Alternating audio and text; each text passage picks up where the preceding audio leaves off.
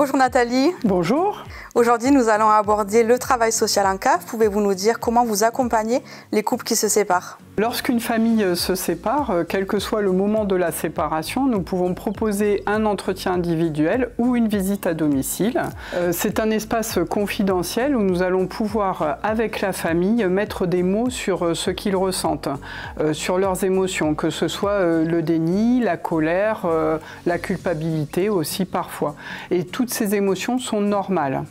Nous pouvons aussi proposer un accompagnement dans les démarches administratives.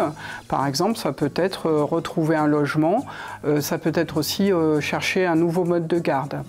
Et nous allons être aussi un support, une aide pour permettre une réorganisation familiale qui soit le plus adaptée possible, autant pour les parents que pour les enfants. Cet accompagnement peut être aussi proposé à l'autre parent, qu'il soit locataire ou non.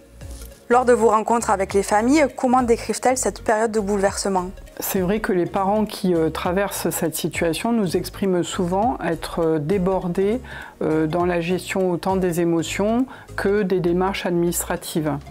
Il s'agit de retrouver un logement, de reconstruire sa situation professionnelle, sa situation personnelle et aussi peut-être de trouver un mode de garde, un nouveau fonctionnement dans la famille. C'est un processus qui prend du temps et qui mobilise beaucoup l'énergie autant de la famille que de l'entourage. Chacun est différent et va vivre les étapes à son rythme, ce qui peut engendrer des décalages et des incompréhensions dans la communication de l'autre. Au milieu de toutes ces émotions et de toutes ces démarches administratives, dans quelle mesure est-il possible de maintenir la communication entre les deux parents? Alors c'est parfois très difficile de maintenir la communication et il peut y avoir même, ça peut aller même jusqu'à des conflits, voire de la violence conjugale. Si c'est votre cas et que vous êtes dans cette situation, vous pouvez contacter le 3919 qui est une plateforme anonyme d'écoute gratuite et qui pourra faire une première orientation. Même quand la communication est possible entre les parents, le fait de se séparer entraîne un réajustement de cette communication. Il peut y avoir des décalages dans la compréhension des réactions de l'autre. Chaque parent auparavant avait des habitudes de fonctionnement et quand le couple se sépare, le couple conjugal s'arrête, mais le couple parental perdure. C'est de la responsabilité des parents de maintenir la communication dans l'intérêt des enfants. Justement, quand les parents n'arrivent plus à communiquer entre eux, quels conseils pouvez-vous leur donner? Alors, il n'y a pas de bonne façon de communiquer. Par contre, vous pouvez utiliser par exemple des outils comme l'écrit et les adapter en fonction de vos besoins. L'écrit, ça permet notamment de prendre du recul et de ne pas différer la réponse à l'autre parent. Si vous communiquez devant vos enfants, pensez à garder une image positive de l'autre parent et pensez aux mots que vous allez utiliser, notamment vis-à-vis de votre entourage.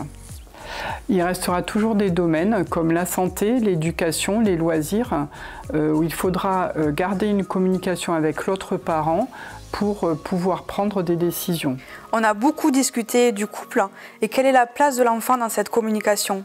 L'objectif, c'est de préserver l'enfant, qui n'ait pas un rôle d'intermédiaire entre les deux parents.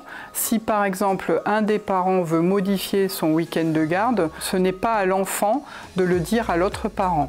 L'enfant doit garder une image positive de l'autre parent. Il est déjà pris lui-même dans ses propres émotions et ce n'est pas à lui de faire le lien entre les parents et de prendre cette responsabilité. Pouvez-vous nous décrire ce que vivent les enfants pendant cette période? Les enfants aussi vivent une période bouleversante qui va venir modifier leurs habitudes et leurs repères. Ils vont devoir s'adapter à cette situation et retrouver une place dans cette réorganisation familiale. J'imagine que peut-être parfois les enfants ont ce désir de réunir leurs deux parents et qui peuvent aussi se sentir coupables de cette séparation. Oui, d'ailleurs il faut qu'ils aient un lieu où ils puissent être écoutés et où ils puissent s'exprimer.